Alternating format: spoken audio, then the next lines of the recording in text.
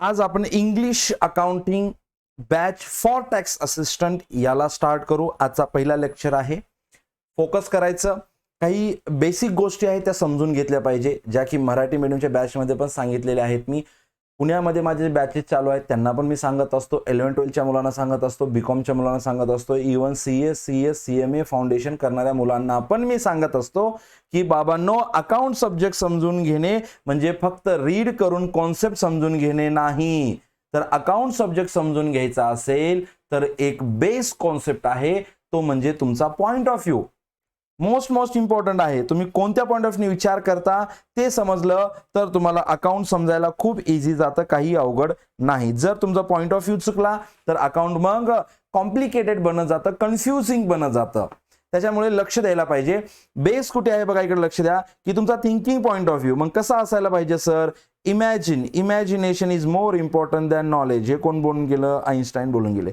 समजा इमॅजिन करा की हा बिझनेस आहे. कॉन्सन्ट्रेट मित्रांनो, फोकस पाहिजे. हा बिझनेस आहे आणि हा कोण आहे? त्याचा ओनर आहे. ठीक आहे, बरोबर. मग अकाउंटिंग काय सांगते की business and businessman both are different person. समजते? Business and businessman both are different person. आणि आपल्याला अकाउंटिंग करायची आहे कोणाची? बिझनेसची अकाउंटिंग करायची, ओनरची अकाउंटिंग करायची नाही.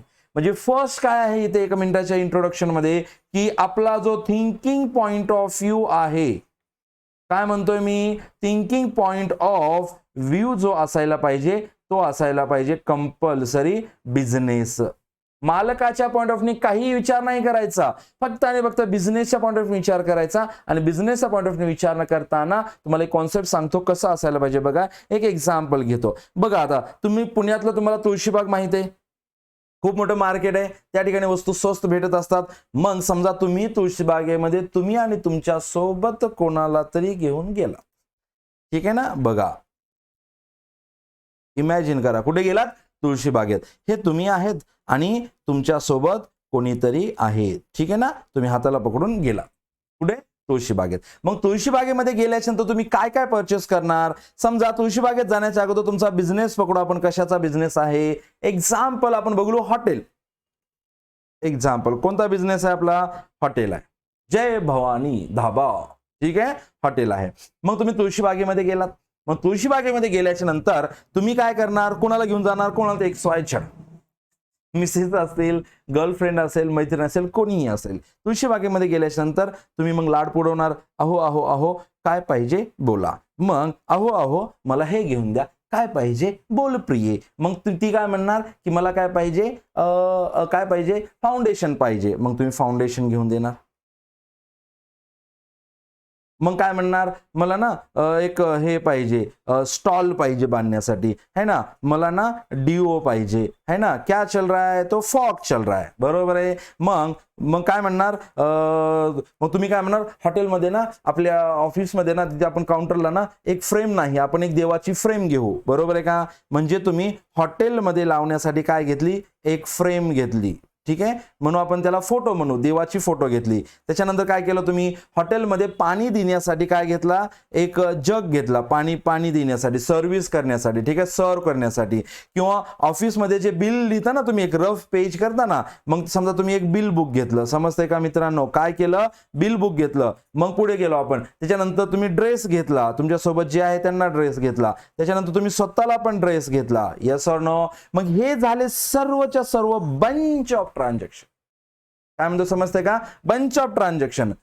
कारण की बिझनेस तर स्वतः मार्केटमध्ये जात नसतो. मार्केटमध्ये कोण जातो? ओनर जातो. ओनर खूप सारे ट्रान्झॅक्शन करतो आणि याला म्हणतात बंच ऑफ ट्रान्झॅक्शन. मग ह्या झालेल्या बंच ऑफ ट्रान्झॅक्शन मधून आपल्याला बिझनेस ट्रान्झॅक्शन ओळखायचा आहे. तर बिझनेस ट्रान्झॅक्शन कोणता होणार आहे? जो ट्रान्झॅक्शन रिलेटेड टू बिझनेस असतो त्याला बिझनेस ट्रान्झॅक्शन म्हणायचं. मग या ठिकाणी बिझनेस ट्रान्झॅक्शन कोणता असणार आहे? हॉटेलमध्ये जे फ्रेम यूज करणार आहे, जग असणार आहे, बिल बुक असणार आहे, हे काय झाले? Business transaction. मग बिझनेसच्या बुकमध्ये जे रेकॉर्डिंग करणार आहे, अकाउंटिंग नथिंग बट काय असते मित्रांनो? ते रेकॉर्डिंग असते. आणि जे रेकॉर्डिंग करणार आहे आपण, ते कोणत्या ट्रान्झॅक्शनची करणार मग? आणि आपण ऑलवेज रेकॉर्डिंग करणार बिझनेस ट्रान्झॅक्शन. ट्रान्झॅक्शन म्हणजे काय सर? अरे कॉमर्सच्या मित्रांनो, ट्रान्झॅक्शन तर माहितच पाहिजे. ट्रान्झॅक्शन म्हणजे व्यवसायाने केलेला व्यवहार, म्हणजे व्यवसायाने केलेल्या व्यवहाराचीच नोंदणी व्यवसायाच्या पुस्तकात केली जात असते. म्हणजे business and owner both are different person. आणि आपला थिंकिंग पॉइंट ऑफ व्ह्यू कोणता असला पाहिजे? Business business business business. Business मध्ये कुठून पैसा येतो? बिझनेस मधून पैसा कुठे कुठे जातो? बिझनेसची असेट कोणती? बिझनेसची लायबिलिटी कोणती? बिझनेसने कुठे खर्च केला? समजतं? एक्सपेन्सेस कुठे केला? या सर्व गोष्टी आपल्याला फक्त आणि फक्त बिझनेस पॉइंट ऑफ व्ह्यू. मग हा विषय समजून घेताना सर्वात महत्वाचं काय? स्वतःला त्याच्यामध्ये बसवायचं, त्या बिझनेस मध्ये इमॅजिन करायचं की स्वतः बिझनेस आहे. हॉटेल असेल, स्वतः हॉटेल आहे, मग काय करेल? कस्टमरला सर्व करेल. जे फ्रूट सेल तो सेल होणार आपला, समजतंय का? समजा काउंटर असेल, ती काय असणार? असेल. या गोष्टी आपल्या थिंकिंग करायच्या आहेत. तर आपण विषयाला स्टार्ट करू, वेळ न घालवता आपण पुढे जाऊया. ठीक आहे. आणि तुम्हाला तर माहिती आहे माझं introduction. I am Keshav Jadhav sir.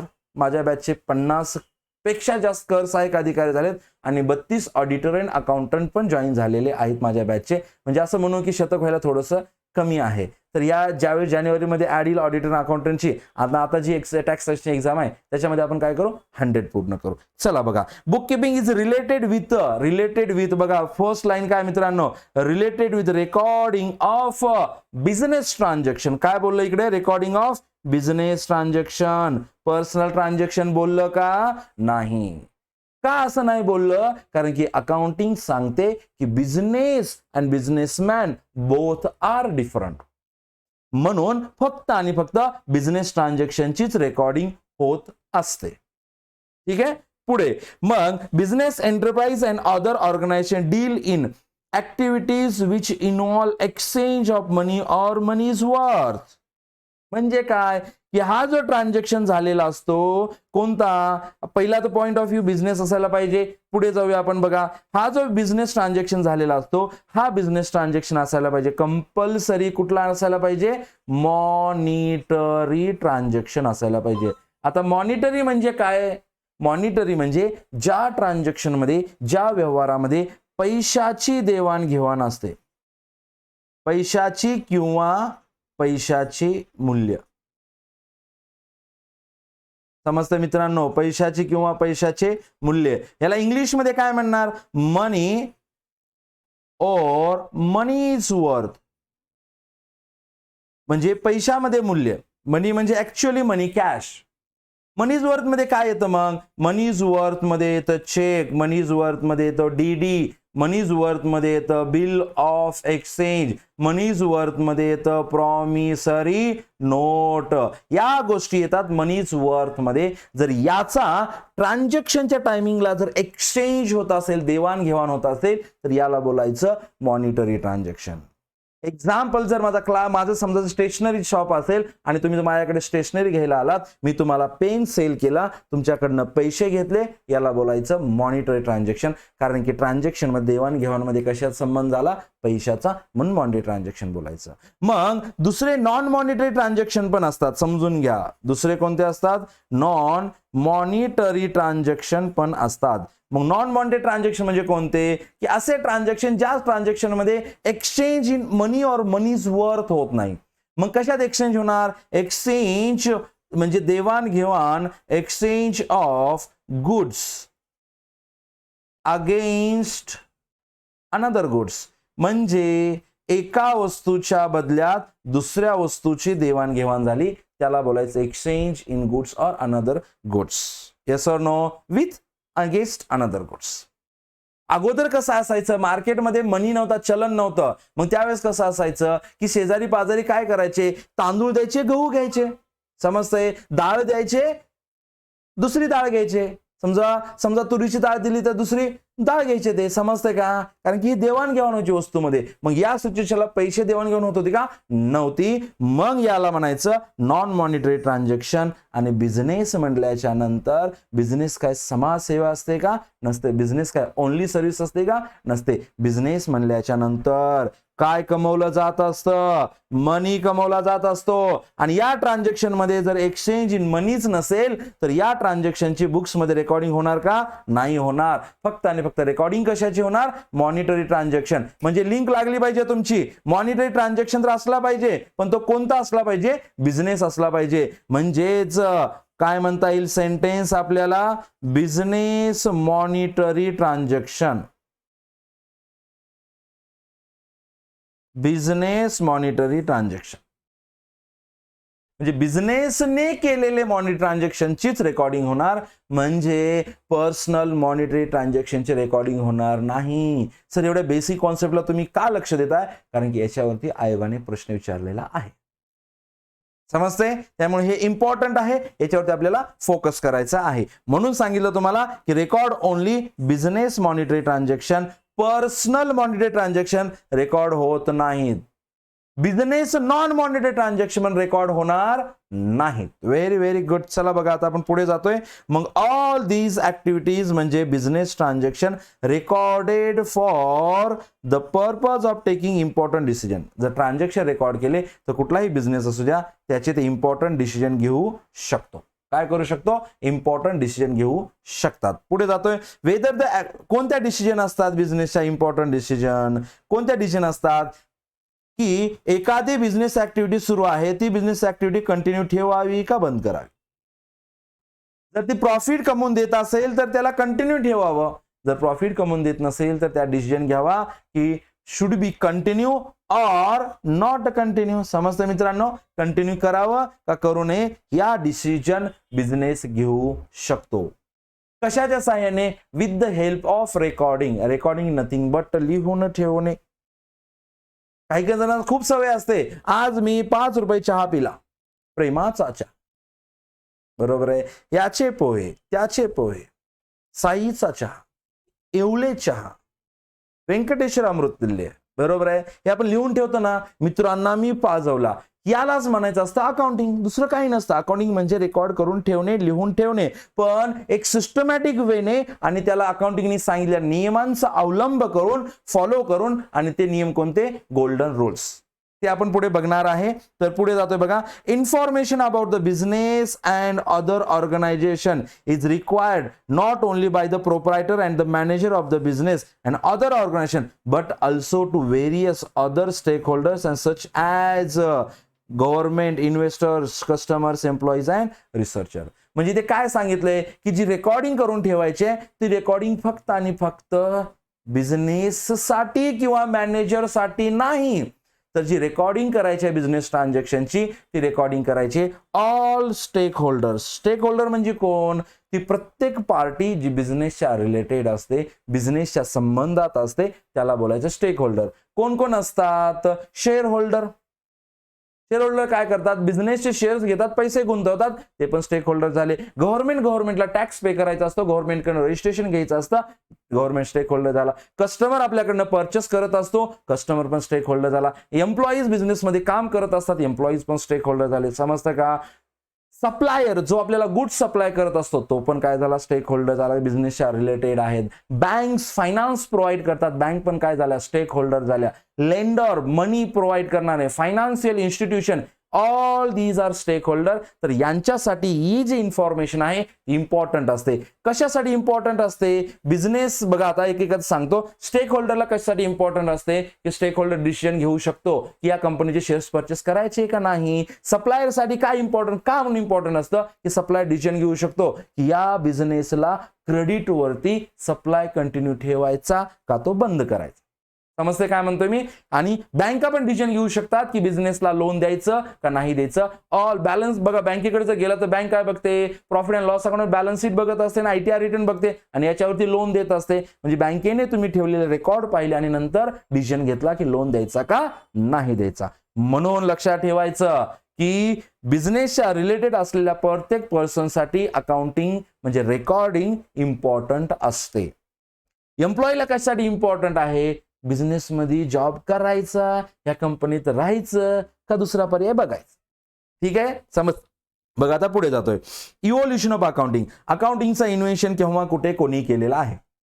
बघा, अकाउंटिंगचा सर्वात पहिले इन्व्हेन्शन आर्य चाणक्यने केलेला आहे, चंद्रगुप्त मौर्याच्या काळामध्ये केलेला आहे. आणि ते कोणतं शतक होतं? 23व्या शतकामध्ये त्यांनी इन्व्हेन्शन केलेलं आहे. इंग्लिश ह्याच्यामध्ये नाही, पण तिथे तुम्ही लिहून घेऊ शकता की 23व्या शतकामध्ये त्यांनी काय केलेलं आहे, इन्व्हेन्शन केलेलं आहे. मराठीच्या नोट्स जे आहेत आपल्या त्याच्यामध्ये आहे, ज्यांना पाहिजे ते मला मागा मराठीच्या नोट्स ते पण तुम्हाला देतो है ना. आणि व्हिडिओ जर आवडत असेल तर लाईक करा, चॅनलला सबस्क्राईब करा आणि पूर्ण कोर्स परचेस करायचा असेल तर त्याची जी लिंक आहे डिस्क्रिप्शन बॉक्समध्ये दिलेली आहे, ऍप्लिकेशन डाउनलोड करा आणि तिथनं कोर्स परचेस करा. बघा सर्वात अगोदर अकाउंटिंगचा इन्व्हेन्शन कोण केलेला आहे, चंद्रगुप्त मौर्याच्या काळामध्ये. त्यांचे मिनिस्टर म्हणजे पीएम बोलू आपण की चंद्रगुप्त मौर्य. कौटिल्य म्हणजे कोण, आर्य चाणक्य. कौटिल्य म्हणजे कोण, आर्य चाणक्य यांनी अकाउंटिंगचा पहिल्यांदा इन्व्हेन्शन केला. पण त्यांनी कुठे त्याचा उल्लेख करून ठेवलेला आहे, त्यांनी त्यांचं एक बुक लिहिलेलं आहे आणि त्याचं नाव आहे अर्थशास्त्र. अर्थशास्त्र बुक मध्ये या अकाउंटिंगचा रेफरन्स आपल्याला आढळत असतो आणि याच्यामध्ये त्यांनी सांगितलेलं आहे की way of maintaining the accounting records afterwards it's called as देशी. तंत्रा समजतंय का काय म्हणलं जातं याला, देशी नामा. का, आपण देशी लोकांनी इन्व्हेन्शन केलं म्हणून याला काय म्हणलं जातं, देशी नामा. बरोबर आहे मित्रांनो, याला काय बोललं जातं अकाउंटिंगला, देशी नामा. In the earlier time of civilization, accounting was done by the agent who managed the properties of the wealthy people. जे श्रीमंत लोक आहेत त्यांच्या प्रॉपर्टीज मॅनेज करायचं काम एजंट करत होता आणि अगोदरच्या काळामध्ये हे एजंट लोकच त्यांचे रेकॉर्डिंग ठेवायचे म्हणजे अकाउंटिंग करत होते.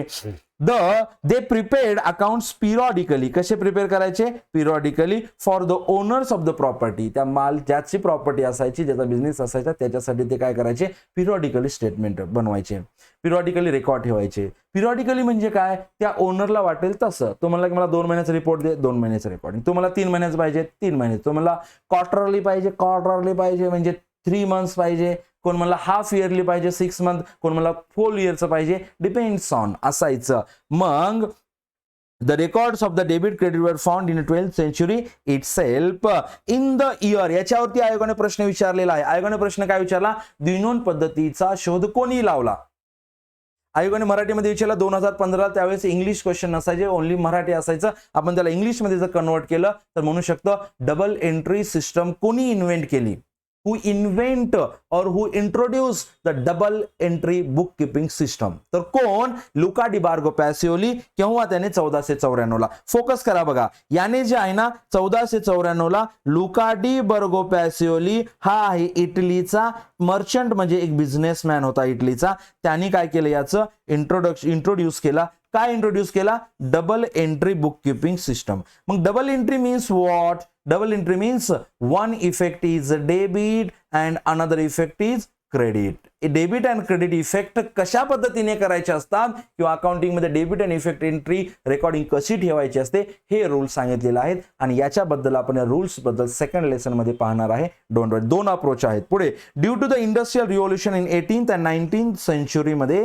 Large scale operation are carried on and joint stock companies emerge as a important form of the organization which involve separation of ownership from management. काय म्हटलंय, separation of ownership from management. समजतंय, management मतलब business, ownership म्हणजे owner. म्हणजे ही sentence सांगता आपल्याला की owner and business both are different person. Hence to safeguard the interest of the owners and investors. Safeguard the interest of business owner and investor. Investors म्हणजे business related असणारे आणि owner म्हणजे owner. या दोघांचा interest, ओनरचा interest काय असतो, मला profit पाहिजे, मला पैसा कमवायचा आहे.